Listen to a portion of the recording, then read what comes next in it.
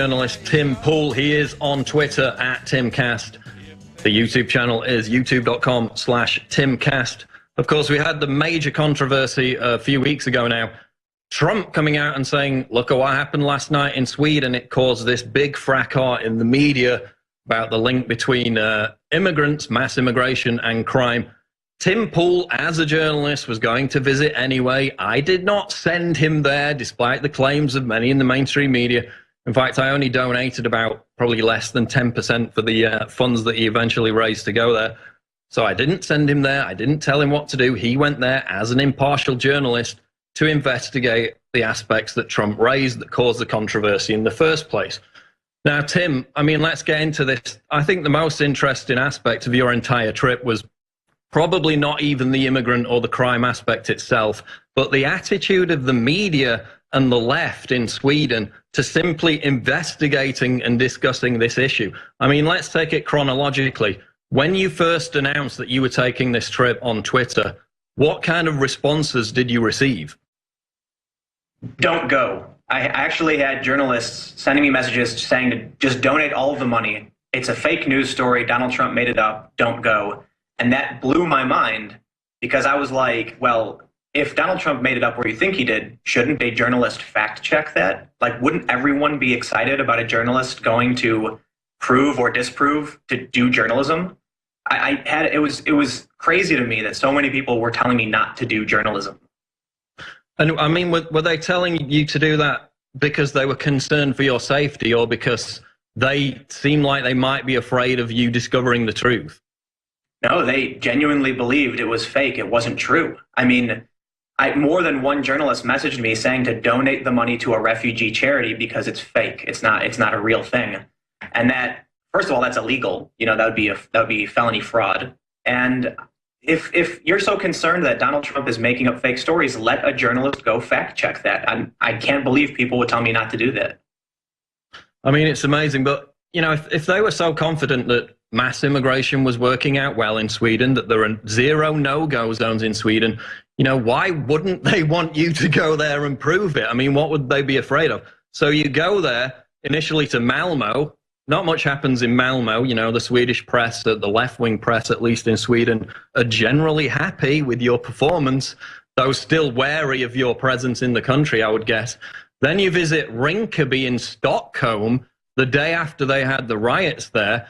By the way, the contractors in Rinkerby are refusing to build a new police station in Stockholm because they say it's too dangerous.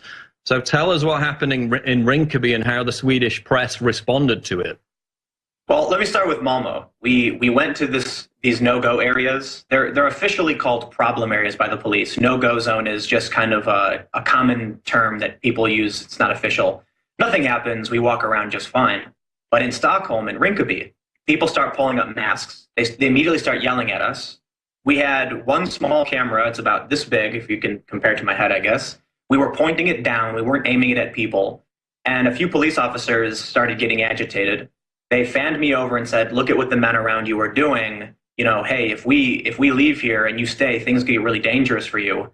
And I was like, so do you think we should leave? And the cop says, well, you know, look, maybe if we arrest one person, there'll be 50 more people here with stones. It's probably smart if you were to leave now.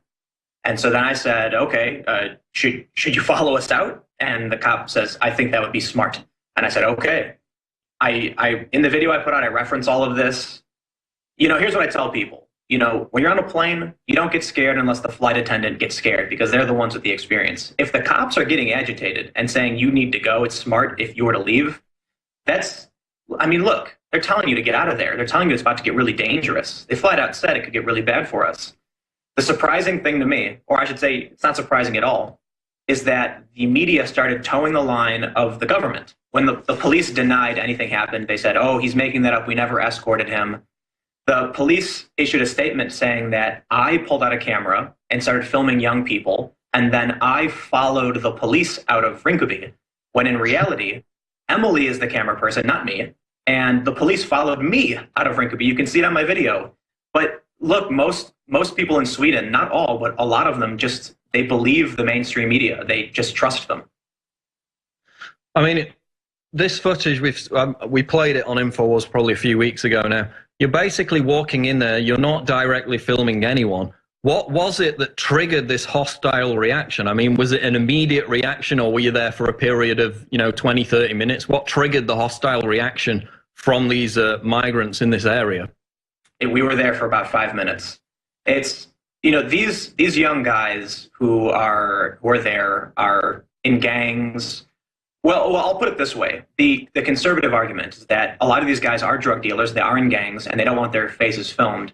The liberals in Sweden say it's because the media treats them like animals in a zoo and they don't like being filmed. Whatever the reason, if you go in the camera, you become a target immediately. There was a group of about 10 or 15 young men. They all started pulling up masks, and we noticed that, but the police got agitated. I assumed with the police there, nothing would happen. The police advised me otherwise. So when they advised us to leave, we did. I mean, what's interesting to me, another aspect, is that, what does it say about a location that from the video, it seems like a communal shopping square, an outdoor shopping square. They have to have an almost permanent police presence there at all times. We don't even have that in London in most places, which is supposedly one of the #1 targets of terrorists. Yeah, in this little shopping area, in this suburb of Stockholm, they have to have a police presence almost there, at all times. I mean, is it a no-go zone? Do you think it's a no-go zone? Well, here's the problem, right? The official term "no-go zone" is a reference to war, where like a paramilitary group has taken over. So this is where the left in Sweden start arguing the semantics. I would say the police call it a problem area. And look, I've been around the world. I've been to some really crazy places. I was in Egypt when they pulled Morsi out of power. And you can walk around with the camera and nobody really gives you problems. In fact, Emily has done night crawling in Chicago in gang territory. And we were actually talking about how the funny difference in Chicago, in these really dangerous neighborhoods, if you bring out a camera, a lot of these gang members will ask you who you're with, what are you doing, but they're more excited about it. Like, oh, hey, who are you with? Are you with local news? Hey, film me. It's totally different here. These guys are just flat out like, they pull up masks, start yelling at you. And as we saw with the 60 Minutes crew and with Ami Horowitz, you can get attacked. And of course, there's the terrorist aspect, which is, I talked about it earlier, several individuals which came out of some of these migrant suburbs were directly involved in the Paris massacre and the Brussels bombing, at least in the plotting, the mastermind of that. So they want to hide their faces, as he said, mainly for crime reasons, because a lot of them are gang members, but also because of that. You did a number of interviews while you were out there with Swedish media. Did you notice anything odd about the translations of those interviews when they were published or aired on television? Oh, yeah, we all know this one. One of the first interviews I did was with Swedish state television. It's called SVT. They actually showed up at my hotel without telling me. They asked me to do an interview. I said that Paul Joseph Watson is a right-wing Trump supporter, but in the translations, they added the word extremist in the subtitles. And this caused a huge, here's what bothers me. The far-right parties and the actual Nazis in this country started using my face as proof that the mainstream media was lying. And so that makes me angry because I had nothing to do with, I get it. They're not accusing me of doing it, but now I'm like the symbol. And then when I went on the show Opinion Live, which is a really big show apparently, they didn't translate my rebuttal to the police statement. So the police issued a statement that was obviously false. You can just watch my video, know what they said isn't true. And when I explained, the mistakes the spokesperson said, the host didn't translate me. She just said, we're talking about what happened in Rinkerby, and the police say what he's saying didn't happen. They just totally disregarded what I said for the... Well, I will say this, though. The average Swedish person, young person, speaks English, so they tried to pull a fast one, but I don't think it was very well thought out. So they basically omitted some of your statements on the television broadcast. They put up the word extremist after you described me as right-wing. That was completely fraudulent. So again, let's get into what the people said, because you interviewed a lot of the locals there. You had a psychologist, a clinical professional psychologist, who was talking about some of these issues. How did you approach him? What happened with that? Well, I'll try not to give away too much because these people really are scared about their identities being revealed. But we were put in touch with a clinical psychologist, very, very smart person. I was really impressed. I mean, the whole interview, it's only a little bit longer, but this person was brilliant. The crazy thing to me is that they can, as an expert in the field of psychology, can tell me how social justice and identity politics can be pushed to the extreme, and then it creates self-censorship, it creates social pressures and censorship and shunning and these horrible problems. But even they want it to be blurred. And if you'll notice in the video, almost the entire screen is blurred. You can't see their face because they're wearing a hood.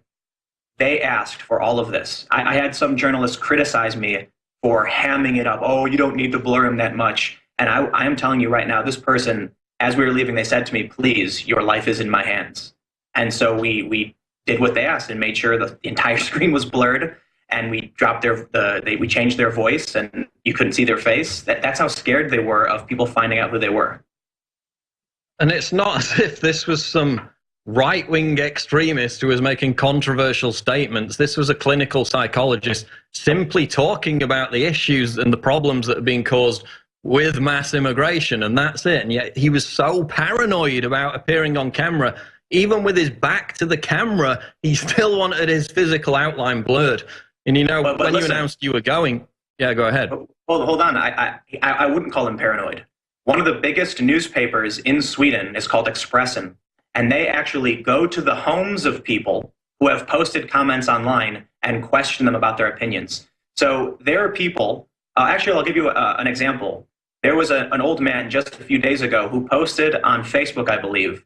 He said, Christians, homosexuals, transsexuals, Jews will not be safe until all Muslims are deported.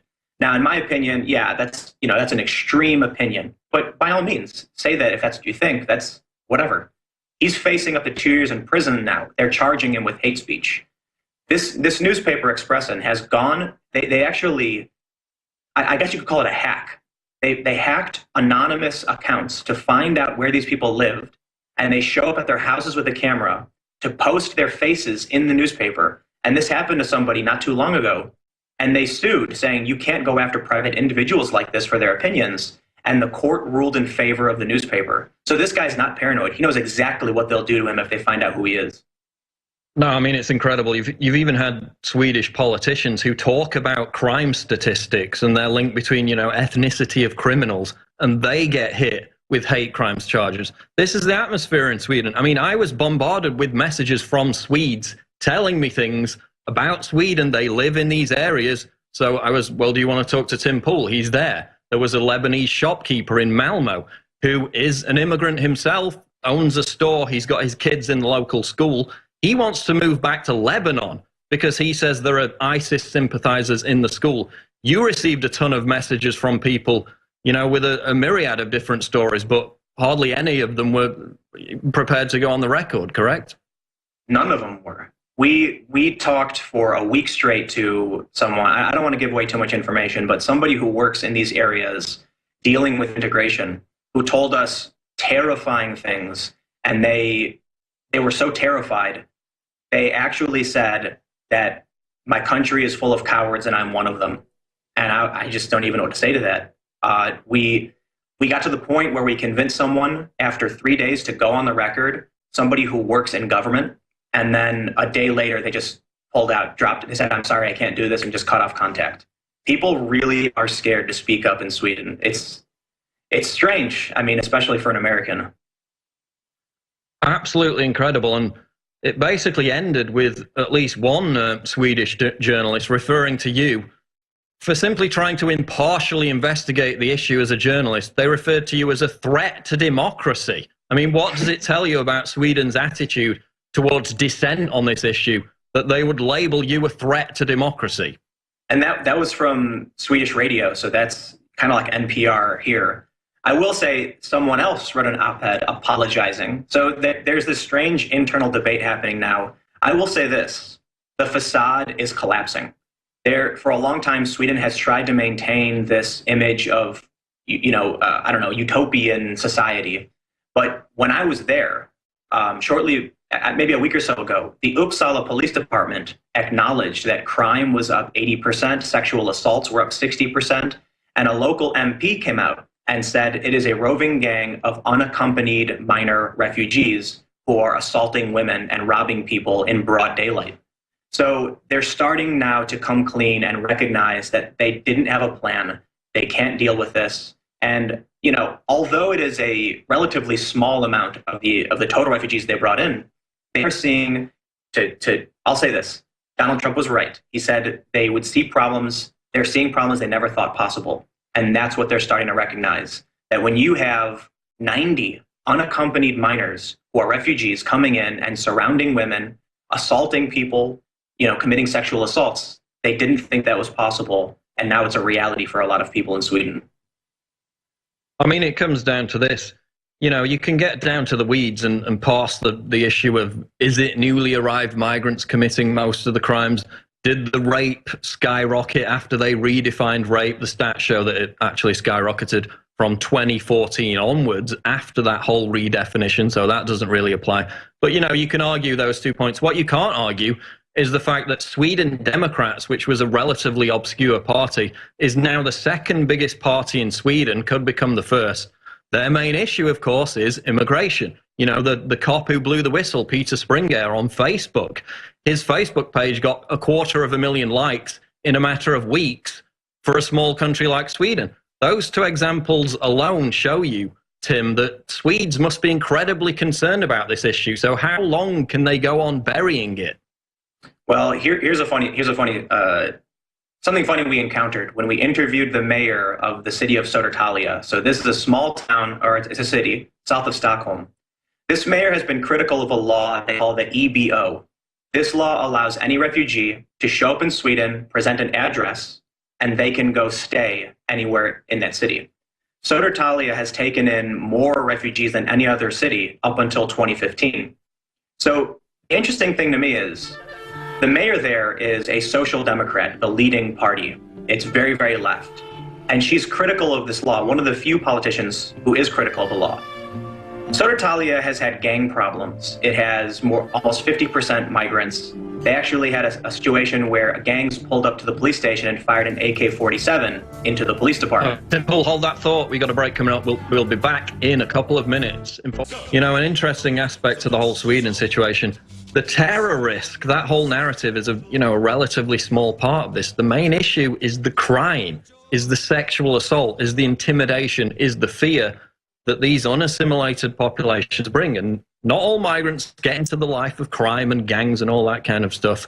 But this is a very real problem in these migrant areas of Sweden. Trump was right. They're having big problems. And for the Swedish media to claim that it's completely hunky-dory, cultural enrichment, multiculturalism is working is a complete lie. But they're so terrified of anyone countering that narrative. And you can see that in the response to Tim Pool. The other aspect to this was, you know, I was called basically a coward for posting an article with migrants in Malmo directing fireworks horizontally at people's faces. And the response to that from some leftists on Twitter was, oh, you're afraid of fireworks. Well, yeah, I would be concerned about people aiming fireworks horizontally at my face. And this is the kind of behavior that we're now seeing in these migrant suburbs. And this is why it's a major problem. Tim, before the break, we've got a couple of minutes left, but just finish up with your comments. You were cut off before the break there. Basically, there's a mayor of a small town who is critical of the law that allows migrants to live wherever they want. The reason is that they all choose to live in this one town that it's called Södertälje. That's where she's the mayor. So she refuses to acknowledge that there's crime or that there are issues coming from refugees and migrants. But publicly, she will criticize the law that allows her town to see more migrants than anywhere else. That says to me she's well aware of the problem, but she can't publicly admit it. Absolutely amazing. I mean, just to summarize, you went there as an impartial journalist. You went there to tell it like it was, and people were afraid of that even before you arrived, and to me that said everything. But just rounding up, tell people where they can find your work on Twitter and YouTube. I'm on Twitter at Timcast, and it's youtube.com/TIMCAST. All right, and we'll be sure to include those links in the video description when this goes up on YouTube. Tim, Paul, thanks for joining us. Thanks for having me.